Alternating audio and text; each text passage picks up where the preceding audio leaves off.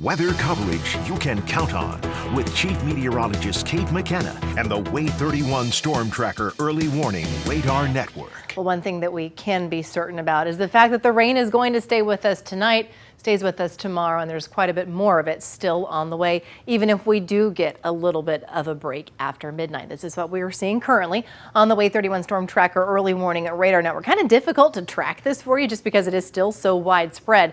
But generally speaking, it's tracking from the southwest towards the northeast. We've had band after band, round after round of these showers moving through. You can see all of that in motion here. When I say a little bit of a break, look just southeast of Birmingham. See that little clear slot right there.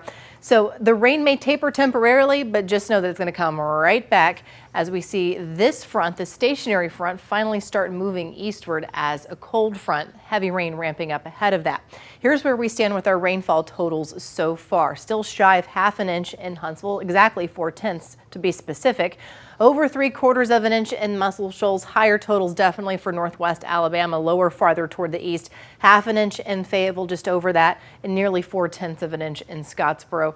And as I told you, there is more rain on the way. Huntsville, 52 degrees, wind out of the east-southeast at 11 miles per hour. We're trying to look over the city there, but we are socked in with the fog up here on Montesano. And from start to finish tomorrow, rain chances remain elevated all day long. Temperatures will eventually hit the 60s, and then they drop behind the cold front that's going to be passing through the second half of the day. The real chill settles in through tomorrow night into early Friday. Launch future radar through the rest of tonight, and you'll see that the showers that we've got right now continue to shift towards the northeast. Here's a little bit of that break for our eastern counties that have seen persistent rain this evening. You're going to catch a little bit of a break, but farther toward the west, towards the shoals, the rain ramps are right back up ahead of this cold front. So here comes a front at 7 a.m. Now we'll stop this at noon.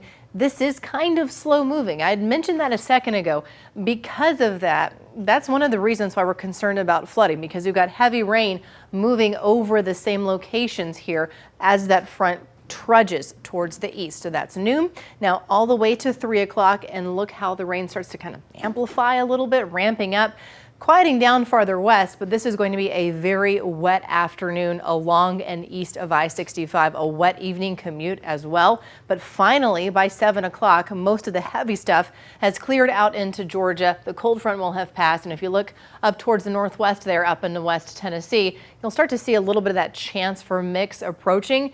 It's not impossible for northwest Alabama or southern middle Tennessee, but it's not likely to cause us any problems. In total still, we tweaked these numbers a little bit when we got up this morning, right? So we were looking at slightly higher rainfall totals today.